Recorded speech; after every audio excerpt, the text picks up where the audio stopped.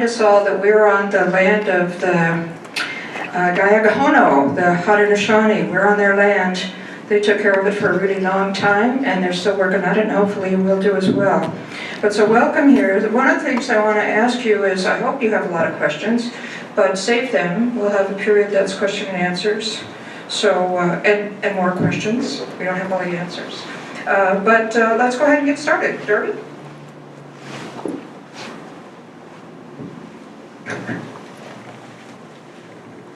Thanks. Welcome, everyone.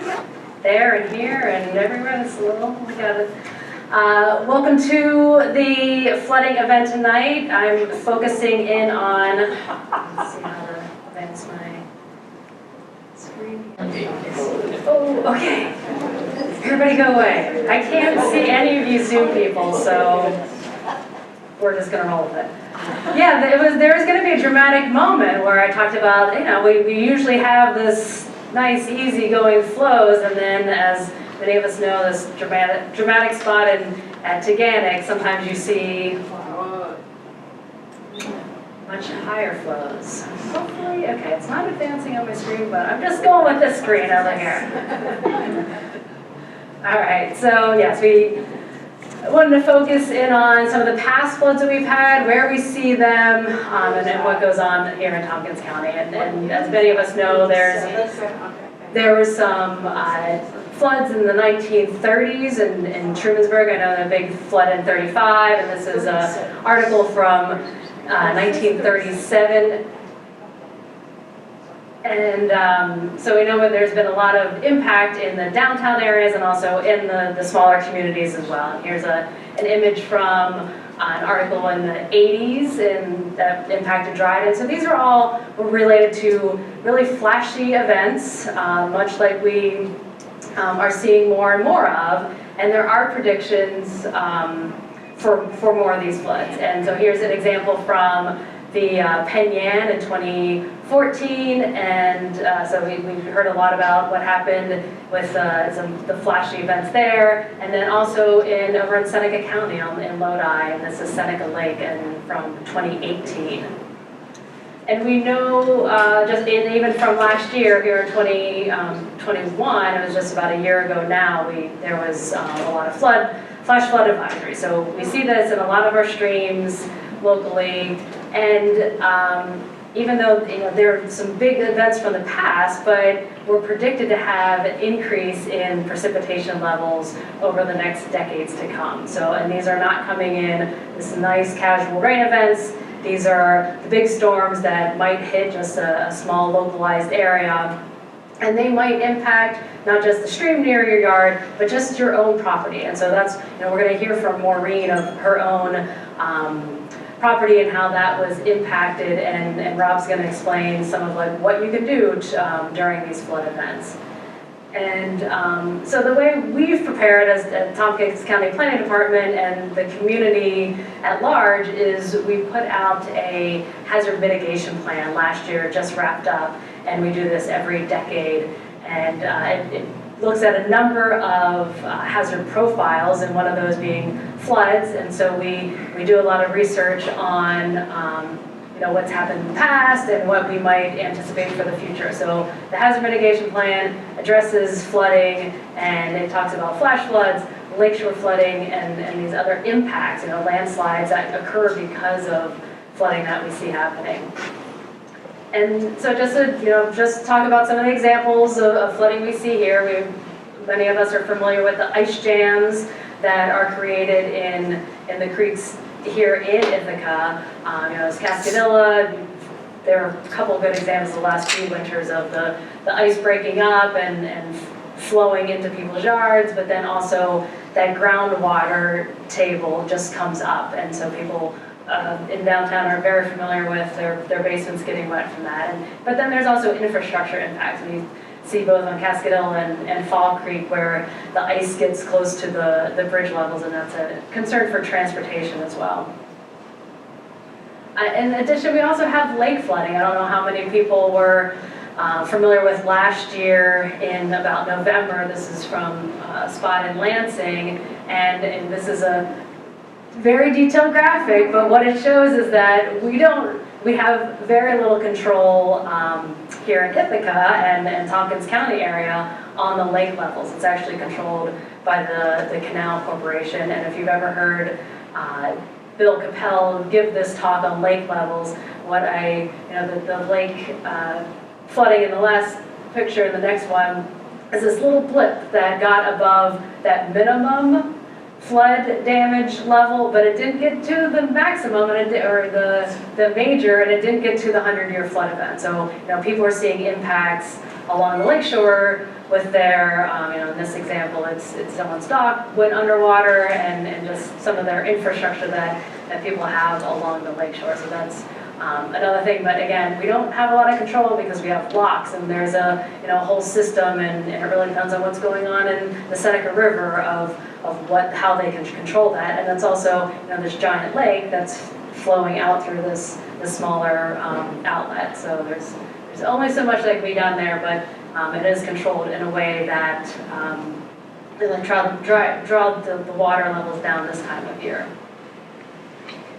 And I know so people are interested in the FEMA floodplain maps that are finally being updated after quite a long time. And I just wanted to give a quick update on the timing of all of that. In February, earlier this year, there was a community outreach by FEMA, and so they collected comments from community officials, and now FEMA has provided responses to those comments.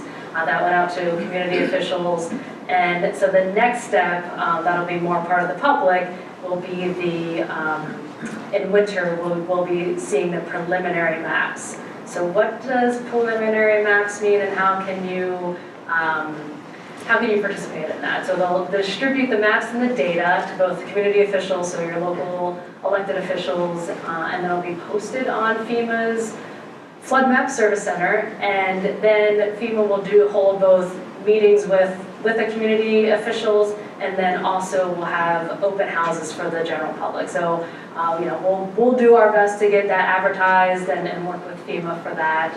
And then there'll be a 90-day appeal period that people can provide data if map revisions are necessary. So that's just kind of the teaser.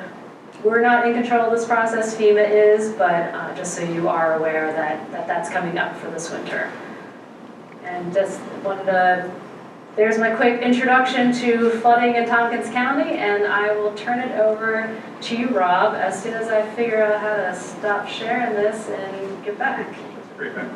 Yeah, I think so. Well, I think it'll be easier for you to see what's going on if I don't share. Oh, great. Okay, actually, we'll keep that up for these guys. Come on over. Let's see what's going on.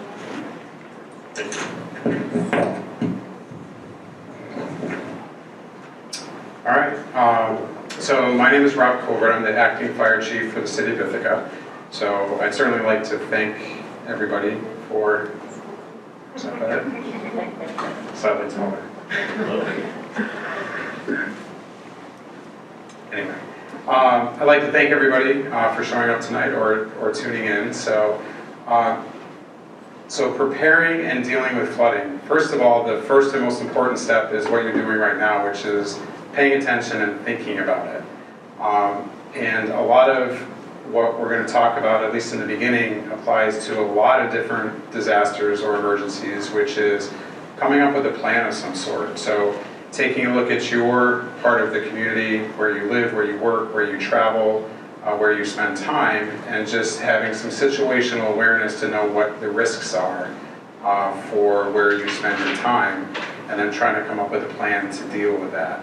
So, for instance, there was a great picture of Taganek Falls, and I hike there a lot. So, my risk when I'm hiking the rim trail is more of not getting too close to the edge. But my risk when I hike up to the base of the falls is knowing what the weather patterns are, knowing if there's the potential for flash flooding. In today's day and age, there is a lot of great technology to help you maintain situational awareness. There's good old-fashioned, newspaper, radio, internet. Tompkins County has a great program called TC Siren. There is some literature over here that I encourage everyone that's in the room to take, but if not, for those that are watching online, I certainly encourage you to Google it. But they can provide a lot of, you can sign up for a variety of things depending on what community you're in, but they can provide a lot of great alerts for you depending on where you are. A lot of weather apps will give you good alerts. So if you're traveling someplace and there's a weather emergency of some sort, you can make notification. But again, just having good situational awareness. It snows in the winter. It rains a lot during different times of the year, and if you're traveling through the Midwest, just pay attention to weather patterns because things happen very quickly. There's also some great literature, and this again was provided by the state of New York. FEMA.gov puts out some great stuff. The CDC puts out some great stuff. And I would suggest, obviously this is a really thick book. There's a lot to remember and look at. So go find a resource that you and your family find interesting and go through it. So some of the basic concepts is, situational awareness, what kind of threats do you have? Make a plan. The thing that we're most concerned about as the fire department, and I'm sure most people here are, is life safety. So what's the biggest threat to me, the people I care about, and how can I try to mitigate that? So with flooding, as silly as it sounds, is where do you live and where is in that relation to the floodplain, and where is it in relation to the weather patterns, and what's the flood risk? Is it the lake level rising, and that can sometimes happen slowly and give you a little bit more time, or is it a flash flood event, which can happen very quickly? So knowing escape routes for you and your family, so that if something is happening quickly, where can I walk? Where can I take my bike? Where can I drive? What direction makes more sense as far as thinking about patterns? You may always get to the end of your street and go left because that's where your family is, your friends, but maybe that takes you downhill and you want to go to the right so that you go someplace that you're safe. So life safety is our number one concern, so talk about with those of you who live with, sort of what your plan is. And that can be for any emergency, whether it's fire, flooding, other major weather events. A lot of the other stuff is dealing with the immediacy of your property and your belongings. So there's a lot of great information in here about how to protect your stuff, and prioritizing your stuff. So when I say that is, there's certain documents that are important to you as far as the recovery phase of a disaster, whether they be insurance documents or birth certificates, passports, things like that. Making sure that they're someplace safe that'll survive a flooding event. Relatively inexpensive, you can purchase, and they make great holiday gifts for those that are shopping, but you can get little Century Safe boxes that are waterproof and fireproof. And I say that for a limited time. I mean, fire will, burn everything given enough time, but it gives your documents a pretty good chance. The internet is phenomenal. I know that I try to scan documents. I may not have my passport, but I have an image of my passport so that if I needed to get it replaced, it's going to be easier. If I need insurance information, you can put that online, you can put it in Dropbox. You can email it to yourself, and then it just sits there in your email online, so if you need to get to that with none of your personal devices. But so be thinking about your important documents, and then think about what's important to you in your home and how you want to protect it. So what's irreplaceable? That IKEA bookshelf, I'm quite sure you can find another one online. Pictures, mementos that are important to you, things like that. Think about how can you protect those. I hesitate to say this because I know environmental groups hate plastic, but they do have their purpose, and sometimes if you think about how you store items, especially those that might have to store items in the lower levels of their house, if you are prone to flooding, thinking about, you store the family photos, in a cardboard box in the basement of your home, they're not going to survive a water event very well. So that's something else that we think about when you're doing your planning. Life safety, situational awareness, what belongings do you want to protect in a flood, those that are essential and those that are just important to you. And then the rest of it is, how do you replace that?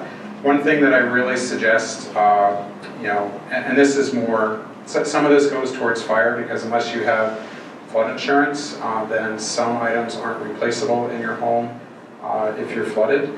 But most people have a smartphone with a camera or access to one, and I highly recommend that you go around your house every once in a while and just video things. Just open your drawers, open your closets, move your socks around. How many pairs of socks do you have? What are the titles of the books on your shelf?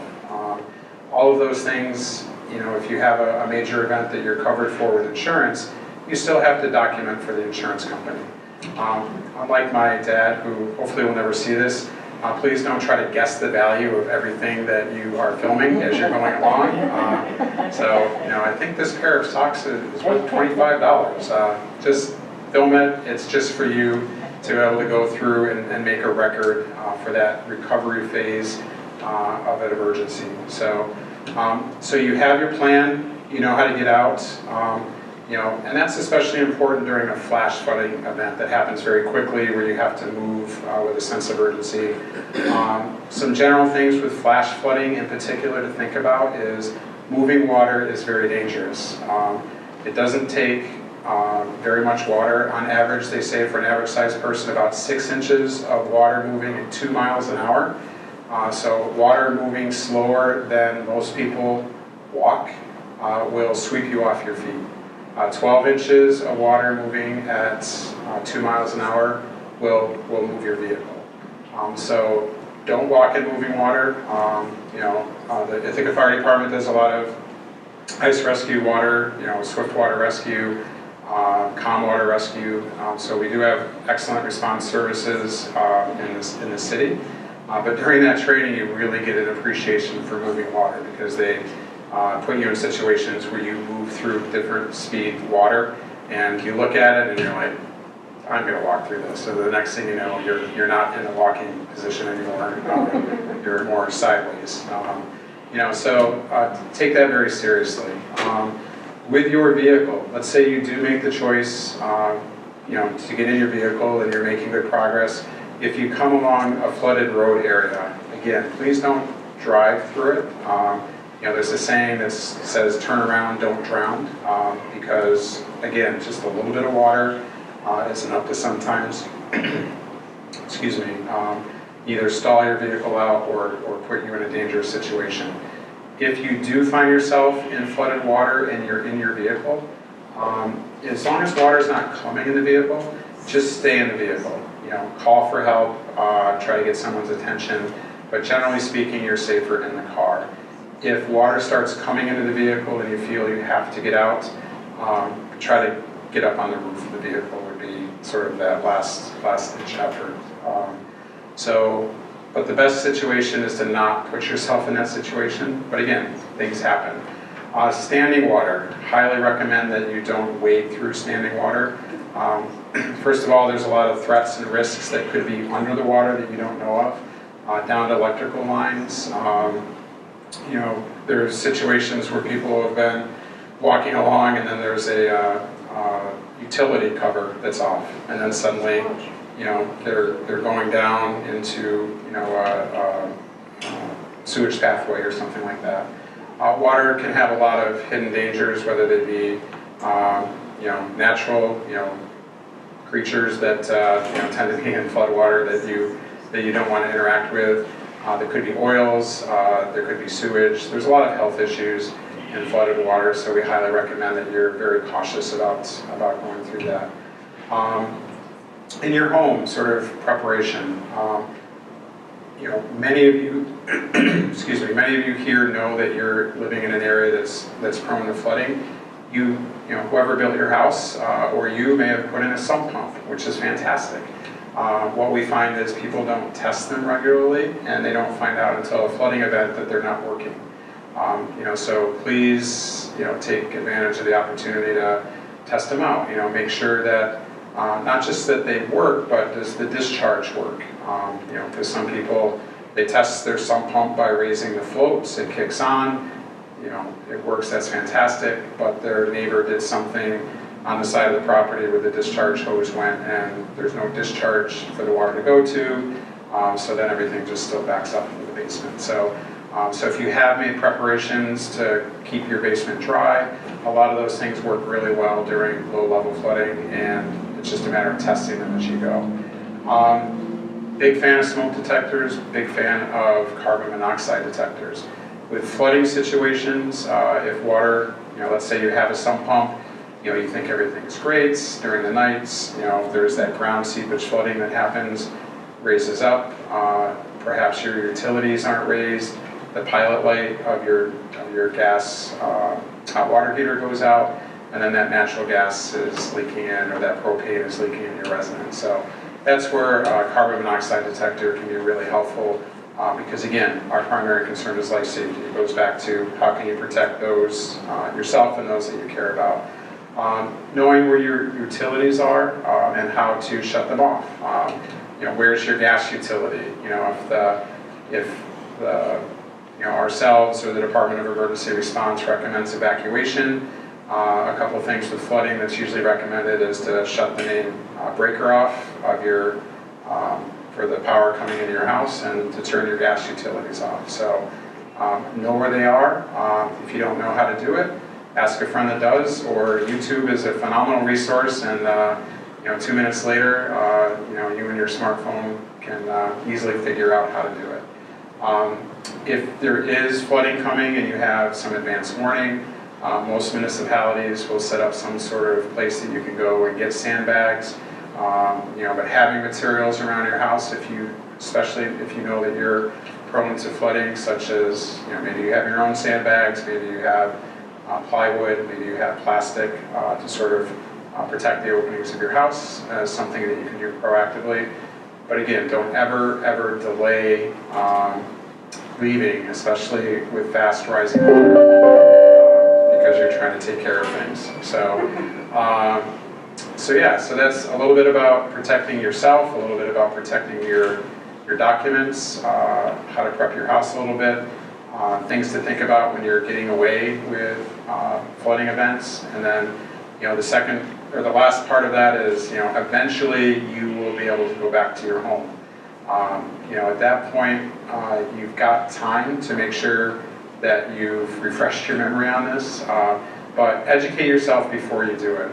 Not going into a lot of details, but the conditions of your house is going to change. It's going to be very emotional, but there's also a lot of safety issues that are involved, and the county, the city will have a lot of good information out there, a lot of support agencies to help give you guidance on how to go about that and do that safely. And I know there's a rep from the county to talk about your water in particular, because there's a lot of rules about safety with relating to drinking water and things like that. So anyway, just some highlights. I'll be here for the Q&A session, and appreciate your time.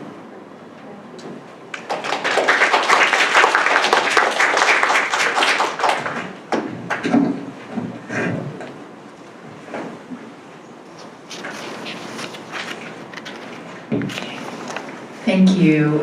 Next we have Maureen Bolton is going to come up and talk with us about her experience with flooding. And just a reminder for everyone, we're going to wait till we hear from all the speakers before we do our Q&A session. And those on Zoom, put your questions in the chat.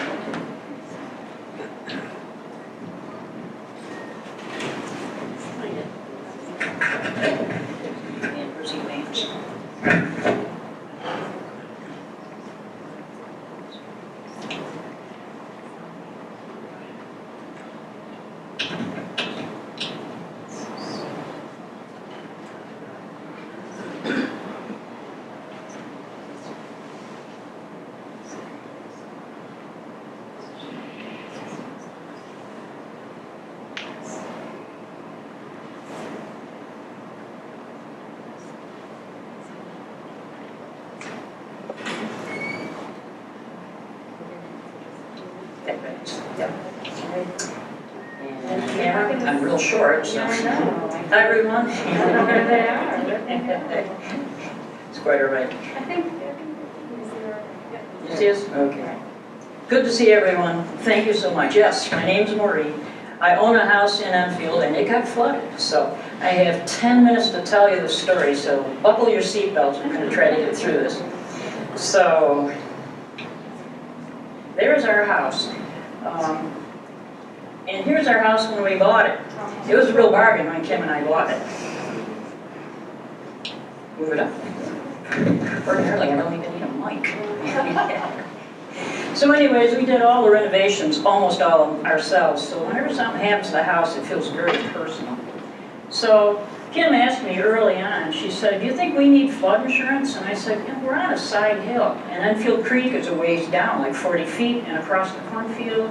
And all the water will run by us, we'll be fine. So there's Mom's house on the other side, and in between us, we call it a creek, but basically it's a drain. There's the ditches on the other side of the road, a culvert that goes over, and it empties out through. And I want you to know that our basement door, we step down into our basement like 2 steps, and there's glass on the top, wood on the bottom, and then you step down in. So as Bobby Gentry would say, August 8th, 2013, it was kind of a sleepy, sticky, hot Enfield day. I just finished painting the deck railing. I went inside to check the weather channel and it said 30% chance of rain. So I thought we're good. But about 7 o'clock, Kim and I began to hear thunder. We thought, that's not good. And there was 4 things that happened that night that were really lucky. And the first one was Kim said, let's get the cat and put him between us on the couch, because whenever it thunders, he races downstairs, goes under something, and you don't see him for a week. So the 3 of us are sitting on the couch, and it's starting to get really dark. I turn on the weather channel again, and I kid you not, the entire state was clear except for 3 little thunderstorms lined up, aimed exactly for Enfield Center, and they weren't just yellow or orange or red, they were magenta. Yikes. It started to rain, and it poured. And our neighbor reported their 6-inch rain gauge overflowed that night. So in an hour and a half, we must have got 7, 8 inches of rain, who knows. The thunder and the lightning were pretty intense, and at one point something hit really close. The 3 of us jumped, and the poor cat wet the couch. So Kim said, I'll run downstairs and get the cleaner. She comes running back going, oh my God, oh my God, oh my God, there's water coming through our stone wall everywhere, and the dryer is floating. Sure enough, it was. I run down and look across to our electric panel and think, oh no. I dial 911 and said, help, we need the electric turned off in our house quick. And the operator says, I'm really sorry, but you have to call nicely. Well, you know how handy that is. Either I'm calling Albany or Netherlands or somewhere. So I said, Kim, we got to get out of this house before the water hits that panel. Get your sneakers on, tie your shoes really tight. I grabbed an empty pillowcase and stuffed the cat into it because you don't want to do anything with a panicking cat. We get to our sun porch and there was a garden hoe there. I said, take my hand, whatever you do, do not let go. Take the hoe and feel ahead of you in case there's a washout. So the 3 of us head out to the road and we stepped off. The water was up to the 3rd step, so that was like up to our thighs. The second lucky thing that happened that night is that's as high as it got. 1 inch higher, it would have gone into our first floor. We did make it out to the center of the road, in spite of all the caution about not going through water. Yeah, we were kind of desperate that night. It is pitch black. The thunder is roaring. All I can hear is water running all around us, and then I hear it, this deep rumble. You can almost feel it in your chest. And I said, that was our solar wall. And I looked at the house, and underneath the front porch, I could see all the solar lights. 26 feet of our wall had just caved in with the flood. So we get over to Mom's house. Kim crashes on the couch. The cat goes under the couch. And I said, Mom, I think our house is going to wash away. And she was in her late 80s at that point. She said, oh dear, what can I do? So make coffee, Mom, make a pot of coffee.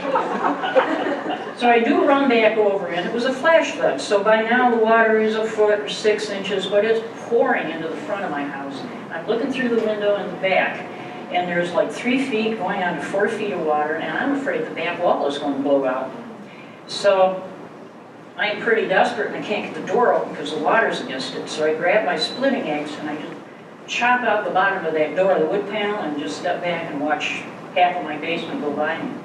But because you step down, there's still 2 feet of water there, and our water pump and a lot of other things are in there, going, that's not good. I see a fire truck across the road at our neighbors. So I race over there and saying, help, help, I've got like 2 feet of water in my basement. Well, they say, well, Charlie has 3 inches, but our pump is broken and we're called in from Trumansburg and we have to go back to Trumansburg to the station. So they left. I go back to my house and I discover in the front, in the washout, there's this little hole in the front, and I know if I can get by the ground cable, which I was praying was still connected, I can crawl across the tops of those stones and I can get to the electric panel. Oh my God. That's the third miraculous thing that happened that night, because when I built the wood panel to put the breaker box on, I connected it to the floor joist up above. And so when the waters in the stone came in, it just blasted up and all the water went under it. The water never got to my panel box. So finally I could get in there and I could turn off the water pump, the water heater, the furnace, the washer and dryer, all of the circuits that are downstairs. Now I'm feeling a little safer, so I can back out that hole. The other thing that was just really miraculous was our fuel tank. It was down there with, 275 gallons of fuel oil, and the force of the water pushed it sideways about 5 feet, spun it around, but it never tipped over. And the fuel line kinked off so that we never lost any fuel oil in that mess. How lucky was that? So, yeah, there's my freezer upside down backwards. So I found my sump pump, and I started pumping out the last 2 feet of water down there. And I drank Mom's coffee, and I have to admit it was spiked with quite a bit of vodka at that point. This is my backyard. My entire driveway washed down into my garden. I was picking dryer sheets out of the garden forever. And I don't have to tell you what the rest of the flood looks like.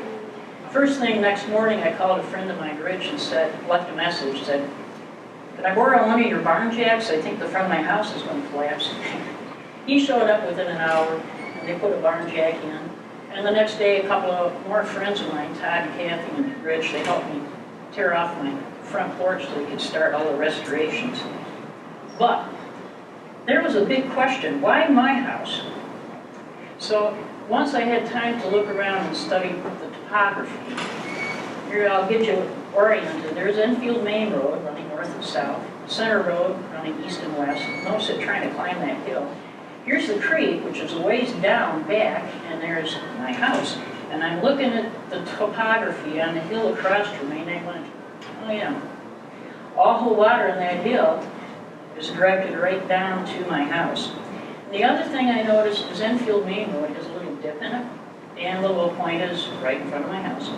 So this is looking north on Enfield Main Road, and the 3 houses that you see on the left up there, on a normal rain event, you can see all the water coming out of their driveways. It hits the curb and it runs down, and there's this grate over the culvert, which empties into the creek. But if the water is too fast, there's too much of it, it keeps going, and guess what? The curb ends right in front of my house and points right to my front door. Okay. So, beyond that, the first thing is the DOT came in, because that's a state road. And the bank on my side, half of it was gone. We had a nice little shade garden there. I found spireas down in the cornfield. It was almost all gone.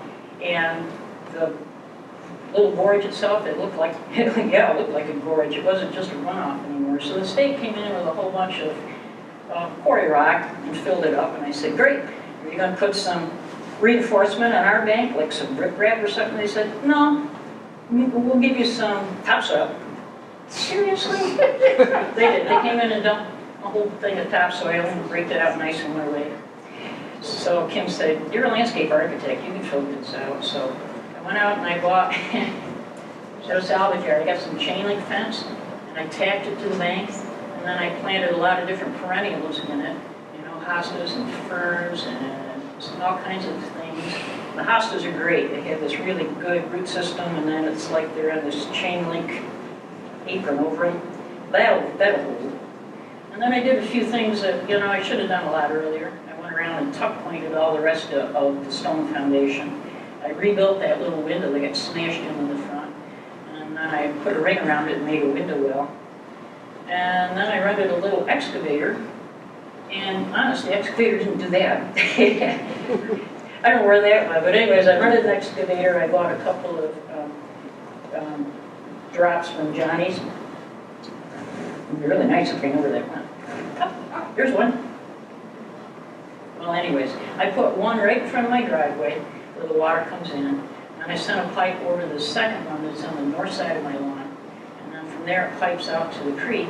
But just in case this one gets overwhelmed with water again, I formed a drain on top of the lawn, so the drain is directed back out over the top into the creek, and my rain gutters go into there too. And yeah, we got the last one. And then I built a little berm and a swale in front of the garage and the wood shop. Do we feel safe? Well, we feel a little safer, but do not ever take it for granted that you're not going to get flooded. And now we don't keep too much in our basement, but what we do, we keep in Sterlite containers. And it's funny you showed the Penn Yan flood, because a friend of ours was distributing FEMA funds there, and she bought everybody Sterlite containers with the money. And I leave you with this picture. This is a hotel we stayed at a couple years ago, and there's a drain pipe that comes from the roof there. You can see the end of it. Whoever put that splash guard in really wasn't thinking through. I didn't take a picture of it, so. You got a lot of good advice from Robert, who just spoke to all of us. All I think it through and think of your worst case scenario, think of your escape routes, and think what kind of tools you might want, but don't ever think it can't happen to you. I mean, if you live in downtown Ithaca, it's not if, it's when, unless you're in Nate's Estates and then you're living on a landfill, so pick your poison, I guess. So, okay, thank you, everyone.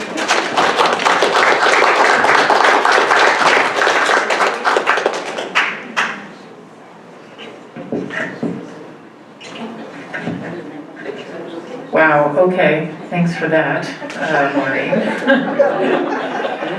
Next, we have Doug Barnes from the Tompkins County Environmental Health Division. We'll let Darby do her magic here.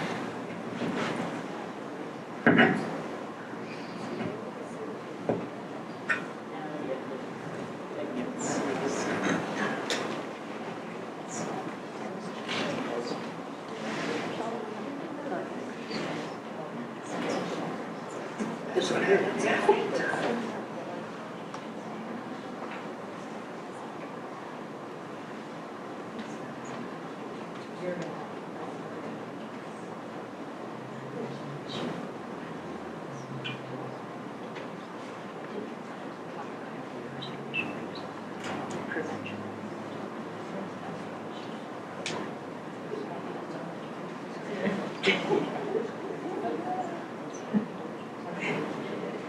Thanks, Darby.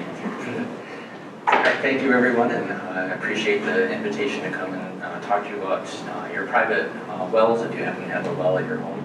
And so what I thought I would do is just kind of start out with checking things out beforehand, kind of making sure you're just set up for a normal situation. So the thing about a private well is great because there's, you have a lot of control over your water source, but the danger with any kind of well is that it is a direct conduit, or can be, to your drinking water. So the more things you can do to try to prevent anything from getting in that well casing, the better. So in a normal situation, if you have a well, is to have the casing itself about 18 inches above ground and have a sanitary cap on the top. So the newer regulations ask for a cap that doesn't have any openings on the top, that everything's facing downwards, and so that's something to check out and hopefully get updated if you don't happen to have one of those. Some of the older styles actually have pipes coming up out of the top, or they are split in the middle, and there was a seal in the middle, but that seal can go bad over time. So if you can get it replaced, and then all of those openings are down facing, and just less likely to get let things down into your well itself. The other thing is, if you can check, there should be a vent underneath that well cap that you want to not have plugged with anything. Bugs and critters like to get up inside of those, and your pump can't work properly because you can't get airflow with that. And if, of course, that screen is not there properly, then those things can actually get down inside of your well. And then the other thing is, if you can have the soil mounded around the base of that well casing, then even just in normal rain events, that the water won't pool and possibly seep down along that casing. Lastly, if it's within your power, any kind of source of contaminant, piles of leaves and other things that could attract other things and possibly allow stuff to kind of dribble down to the well, you want to make sure that that's not uphill from the well itself. But if you suspect, maybe you weren't home, if you suspect there was possibly a flood around or people tell you, one of the first things that we recommend is that you just go out and do a visual inspection of the wellhead itself, because like we've heard, that water can be carrying a lot of things that can be moving quite quickly. You have a lot of debris inside of it, and so it can cause a lot of damage. So just check any of the conduit to make sure it's not broken around the wiring itself. Make sure there's no holes in the casing itself, or if, unfortunately, the bottom picture looks a lot like my wellhead. It's really close to the ground, not the broken part, but it's very close to the ground, and that well cap itself could be damaged into direct conduit down to your water. So just make sure that you check that stuff out first. And so we, of course, certainly recommend, if you even suspect there's been a flood, don't use the water for drinking, bathing, brushing, or cooking. Do not turn the pump back on, or if you have access to it, make sure to turn it off, safely. And so then you can look for the signs. And after that, we certainly, while you're trying to get things settled, make sure you use your bottled water for washing and drinking and cooking. And you can also disinfect it on your own by bringing it to a rolling boil and boiling it for a full minute. And if you'd rather, you can disinfect with iodine or chlorine tablets, but just to make sure this is in no way an endorsement of these particular products, but there are just a couple that are out there. But just make sure, A, that you follow the instructions very carefully, because the timing of it is important, but also that they're not out of date, because they do spoil over time, and they're not as effective. Okay? When it comes to disinfecting the well, you certainly have a couple options. You can hire a water well contractor, or you can disinfect it yourself.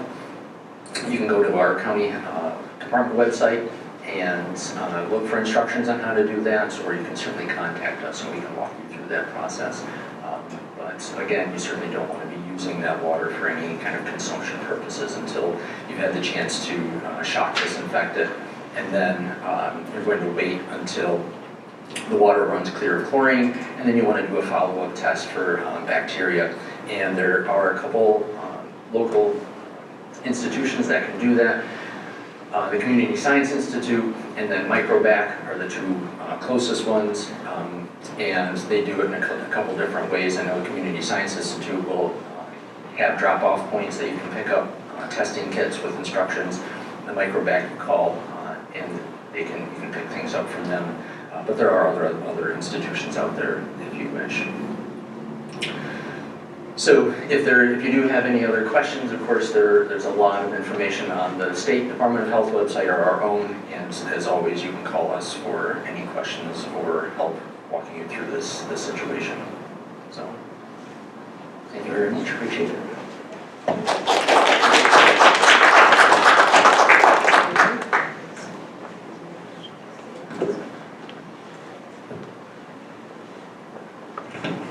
So we'd like our presenters to come up to the front, please, to the table, and we're going to open it up for Q&A.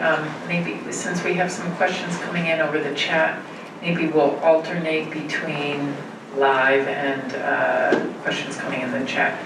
We'll need just a second to get set up here.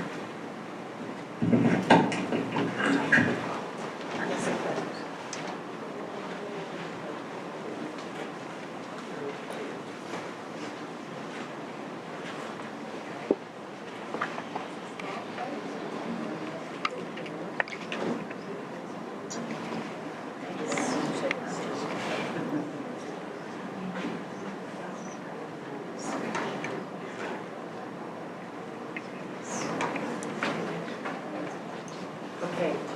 Oops. You just turn it.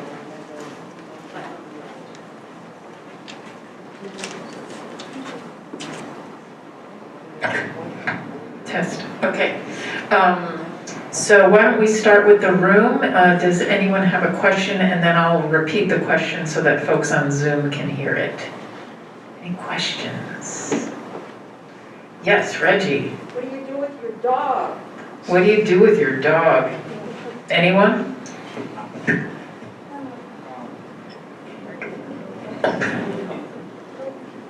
Well, I guess depending on the size of the dog will depend on the size pillowcase you need.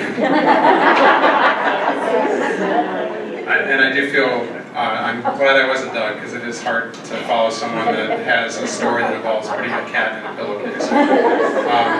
But the point is that you did think about your pets and, came up with an evacuation method. So the best case scenario is when you're thinking about how do you protect yourself and those you care about, that does include your pets.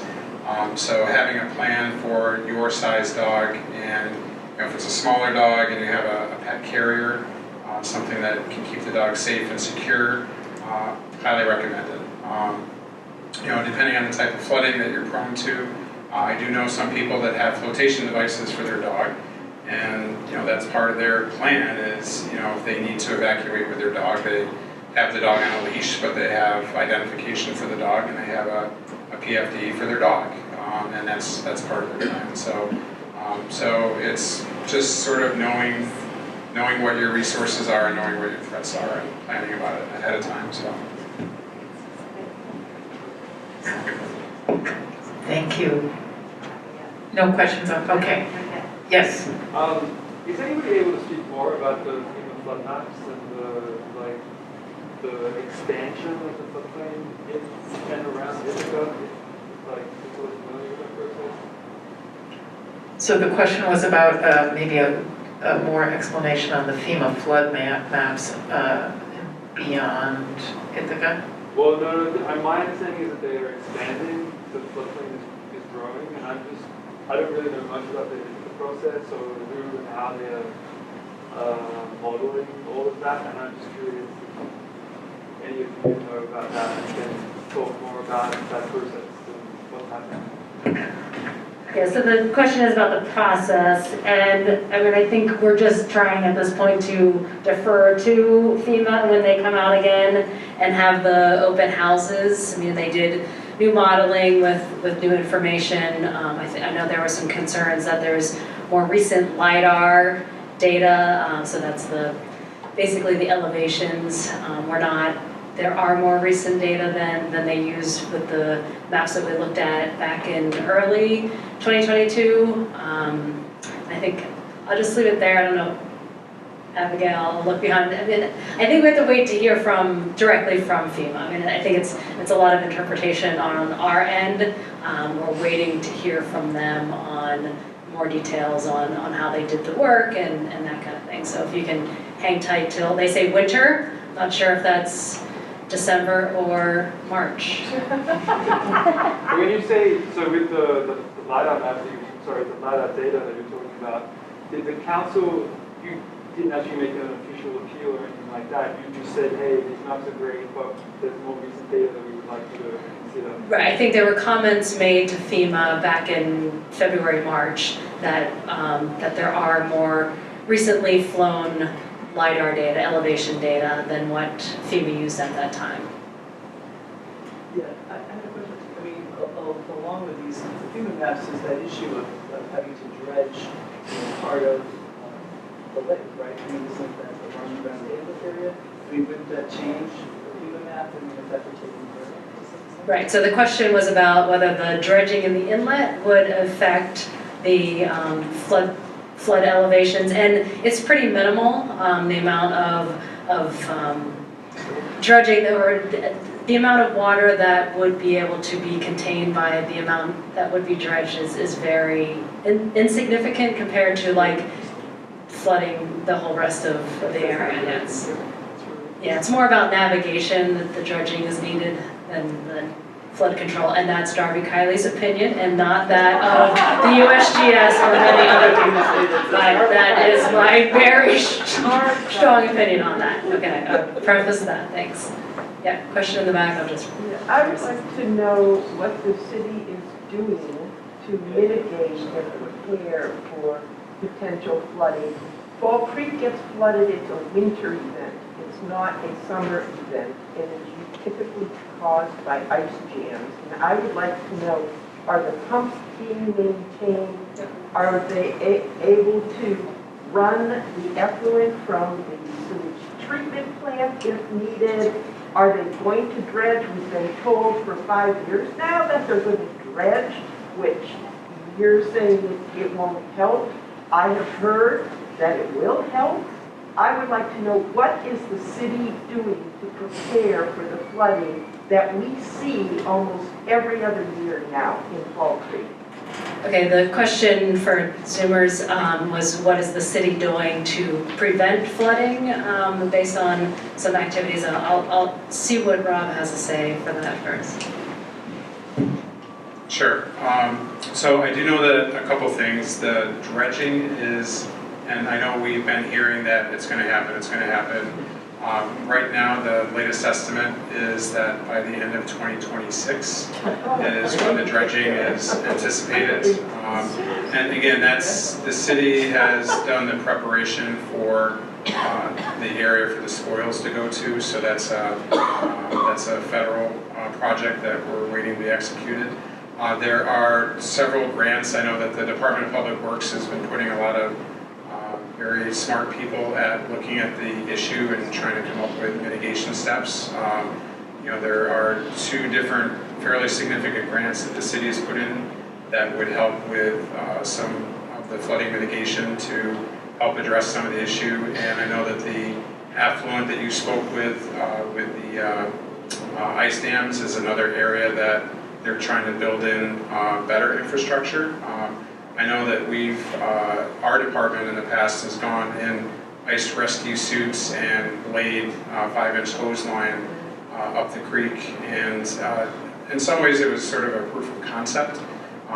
And the engineering department and the water and sewer division have been working at installing more permanent infrastructure, so that's easier to do. And that has been successful with sort of cutting down on the ice to some extent. So what kind of timetable are you talking for the infrastructure from the sewage treatment plant? Sure, I'm not exactly sure on that. That's a project that they're actively working on now. How far they've gotten, I'm not exactly sure. And I know that the grants,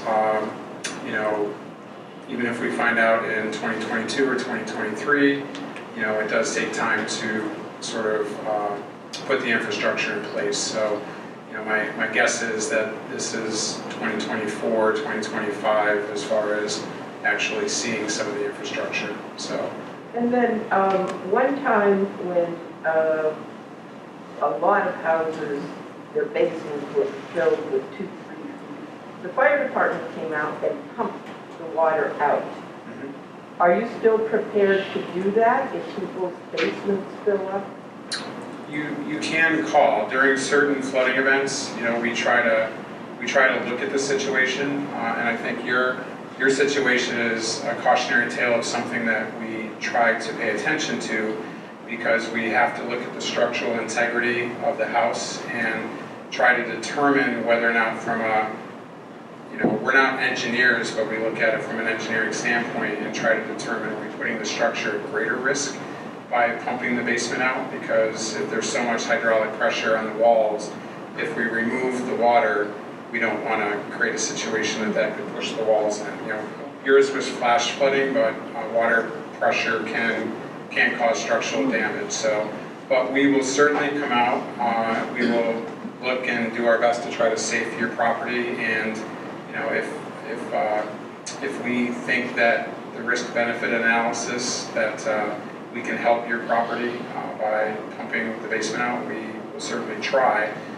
Sometimes, we end up leaving some equipment there because the water's coming in as fast as we're pumping it out. So we've tried to do that, but that's part of the reason that we really encourage people to try to be as self-reliant as possible. We're a small department, and as you said, sometimes when these events happen, they happen in a whole neighborhood. So even one neighbor, you or one of your neighbors preparing yourself with some pumps or even having another pump if you know for a fact that your property is prone to flooding. Having that equipment to help yourself is something that can be really helpful for the community, for sure. Could I add on there too? I think you can probably hear me in the back. It's the Zoom, folks. But, yeah, I would agree with you. Try to be as self-sufficient as you can. It reminds me of this hurricane that just hit Florida, and I was watching TV, and it was kind of a nice suburban area, and the streets are flooded, and everyone was out in the end talking to reporters saying, we haven't seen a single piece of help come to us. Honest to God, we don't have self-service, we don't have TV or electricity, and I'm thinking, about 3 blocks away, they're still trying to look for survivors and picking up the dead. Guys ought to be a little more patient. Sometimes there's just not enough manpower to go around, and you can't be rescued because you're isolated. So, like he was saying, try to be as self-sufficient as you can and get the bigger picture when you're in a disaster area. Excellent point.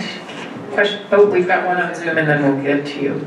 So this is probably for the chief. If you're dependent on a sump pump to keep groundwater out of your home, what are your recommendations for what to do in a power outage?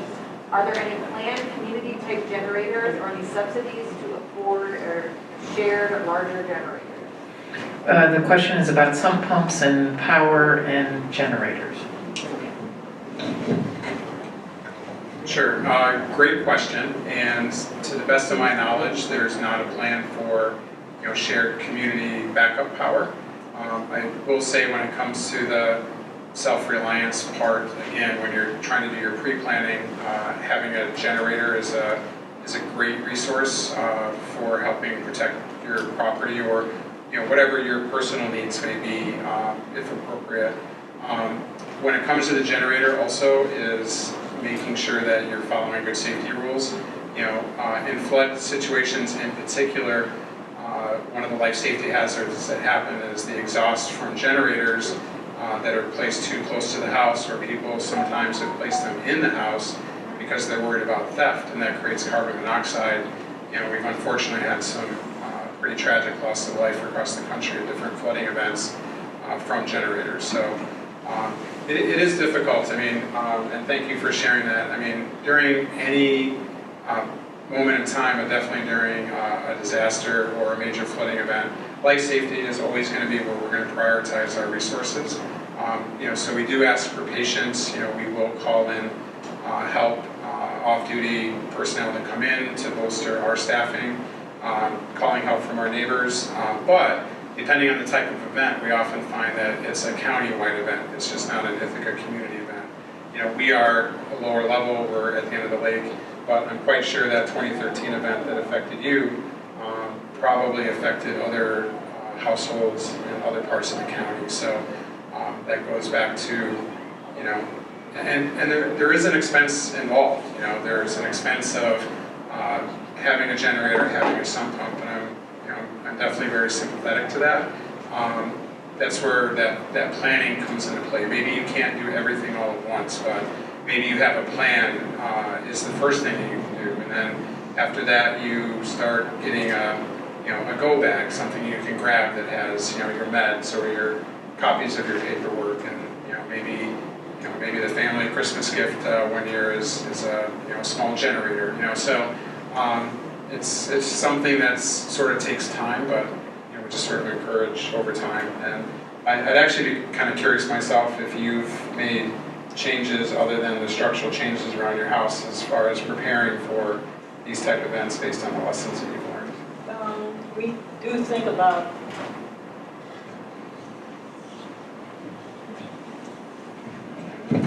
we do think about our important papers, but they're on the 3rd floor in a safe, a small one. Like I said, I'm not storing too much in the basement anymore. Most of it's in Sterlite containers, and just keeping an eye to the weather. And what can I say? We had one big scare. We had some pet rabbits outside during the flood. The next morning, Kim and I, they're in raised pens, and Kim and I were horrified to go back out and see what happened to the bunnies, but all the gravel from our driveway had run under them and shored them up so they couldn't tip over. we were so relieved to see the rabbits were okay. We were ready for rabbit dinner that morning. I think some pumps have a battery backup. Some sump pumps Put it back in the- have a battery backup. There was a question in the Yeah, back. I have a comment and a question, but I'll do my question first, because no one, was it Maureen?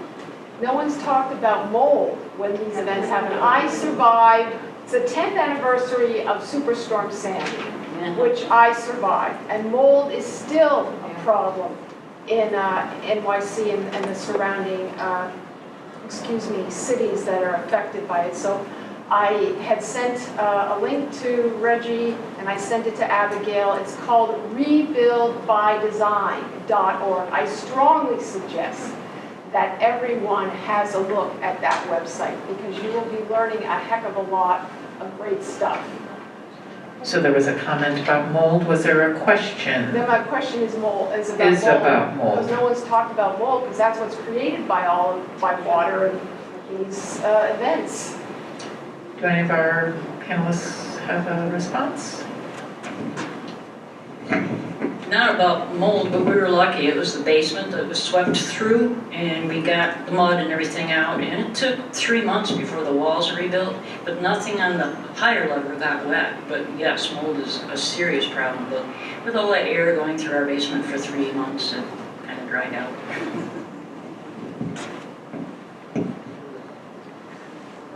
Question.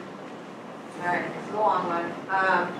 Does FEMA only address floodplains? My homeowner's insurance won't sell me flood insurance because my housing complex in this town of Ithaca is on a hillside and not near any major creeks. However, water from the road does flow into the yard during intense rainstorms and has come in an inch of my patio. And none of those events have been as intense as the storm in Enfield. These are town roads and privately owned complex. What are the stormwater management options? What resources are there to help towns plan for these stronger rain events? Does anyone have a comment on that, or is that something we'll need to look into? Anyone? Flood insurance is only available for the most part through FEMA. That kind of dates back to the early 20th century, but yeah, flood insurance is a FEMA thing. Although there is a private market that is emerging, and it's sort of, I think it's piecemeal, and I don't know how far and wide it is available. So the comment was that flood insurance is connected to FEMA, and maybe there'll be some changes to that going forward. We have relatives in Massachusetts that own houses and rental properties, and they can get insurance privately, but it's all really expensive. Yeah, our insurance guy came up and said, "Oh, flood, yeah, too bad, but put some tape up around the hole so nobody breaks their leg falling in it."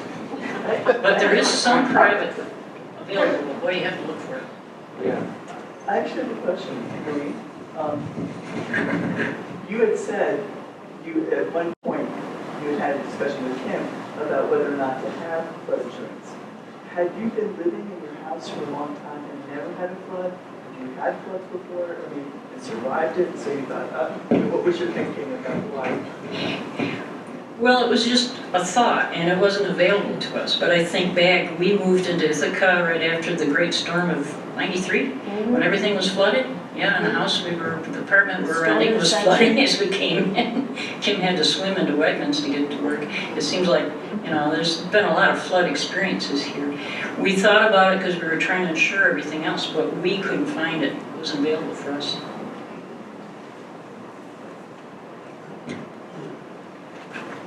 Question, yes? I have two questions. I guess one's for Doug, is for testing your well. Like if you've gone out and you inspected after a flood, if it hasn't overtopped it, the floodwaters, then do you feel like you still need to test, or can you pass on that? So the question was if you pretty sure or feel that the floodwater hasn't overtopped the well casing, should you get it tested? We will always recommend just under an abundance of caution, just in case it did seep down along the casing, you're not quite sure what's going on underground. And so if any of that contaminated water was able to enter without your knowledge, then, you're in danger of drinking contaminated water. So for sure, you could test it first before having, going to the step of doing the shock chlorination for sure, but just in the meantime, certainly not use the water for any bathing or consumption or cooking. Thank you. My second question is, the only flood events I've ever had at my house tend to be where you're getting groundwater upflowing. And I just wanted to see if anybody on the panel has any ideas as far as how to deal with that. I mean, what I've done is I've made a double sump pump system so that when one can't keep up, which has happened, where it's going continuously, but the water's still rising. And I've added a second sump pump on top of that, so when it starts getting to a certain level, it then kicks on. Is there anything else that you can think of to help with that type of flooding where it's more of a groundwater inflow? I mean, when I looked outside when these events are happening, you can't even tell there's a flood. It's raining hard, but it's all just kind of coming up because I do live fairly close to a creek. And I think the groundwater level normally is about like maybe 8 to 10 feet below the ground, but it moves up during these events. Does anyone have a comment on that? We were talking about groundwater that comes up. I'm just going to pause for a second.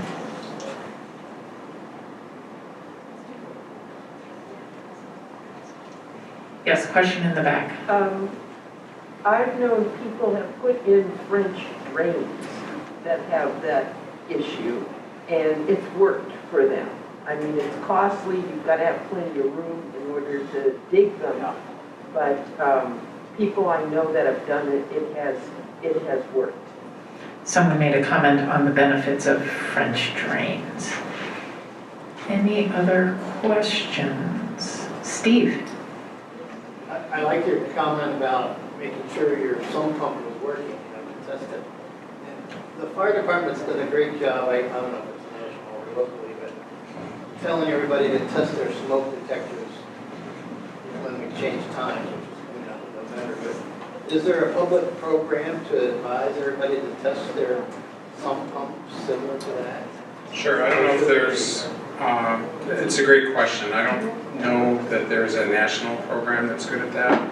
I do know that we try to put information out on our social media at different times of the year, especially when we know that there's events coming to remind people of certain things, and some pumps have definitely been one of those items.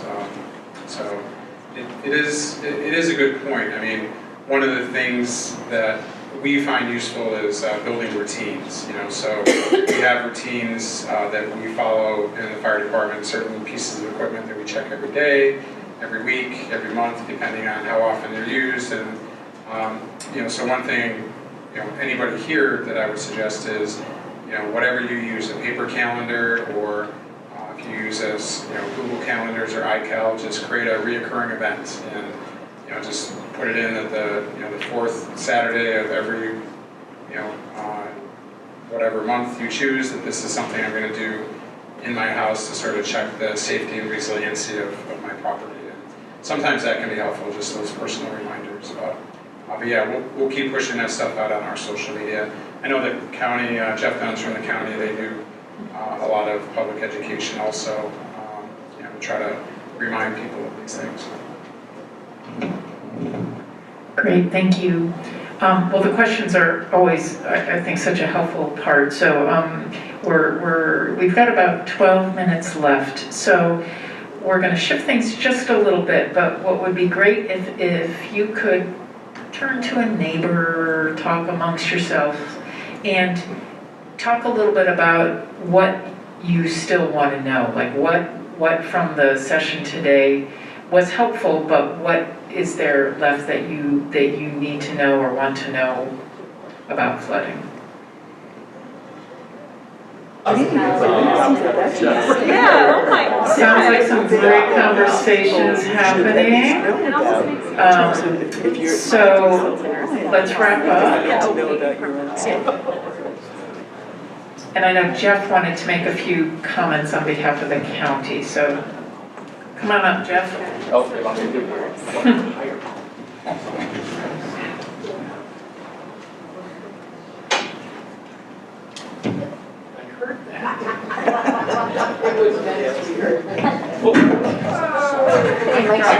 Yeah, sorry folks on Zoom. Okay.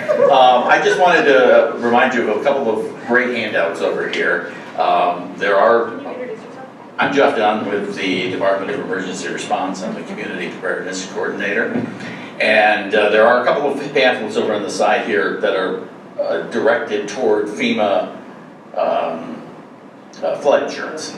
So I encourage you to pick those up. And then I also have these emergency information handbooks. Rob had given you an overview of this earlier, and these really go into depth regarding making a plan and building an emergency kit and go bags and then what to do after the disaster emergency has passed.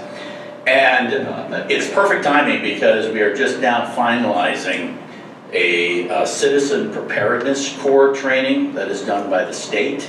We're going to have this session at Beverly J. Martin School in December. So please look for the details on that. It's going to be an evening presentation, runs about an hour and a half, and you will get, as a reward for coming, a emergency preparedness kit that you can take with you. So it's one per family, and it is free. And it goes into much more detail over some of the topics that Rob had gone over earlier tonight. So I certainly invite you to take part in that and look for the information. I hope to finalize things in the next couple of weeks, and we'll get the news out about that. Okay? Thank you. Sign up for Siren if they want to go.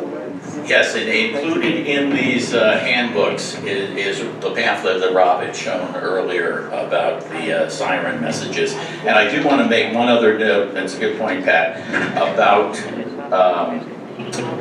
a siren, is that we are not authorized to send weather alerts. So we cannot generate alerts. The National Weather Service generates those. We can reproduce them. We could also follow National Weather Service alerts with information about what you can be doing, going to higher ground or whatever the case may be.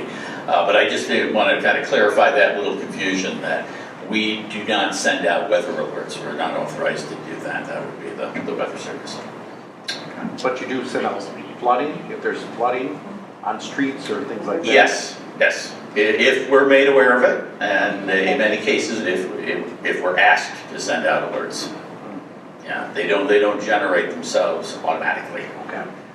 So. Okay. Great, thanks. Anything else? Anything else? I think that's a wrap. Unless there's any final comments, yes. What do we follow the final about this event at Beverly J. Martin? What do we watch for it?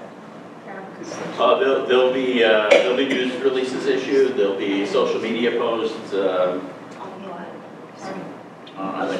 county. Yeah, you can sign up. I know I get regular updates from the county. So for information about the December session, you can sign up with the county to get regular information. You can sign up for newsletters from the various departments.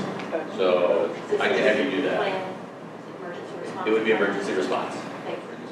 Yes. So you can sign up to receive the newsletters from the emergency response department for the county. Okay. Anything else? All right. Thanks, everyone. All right.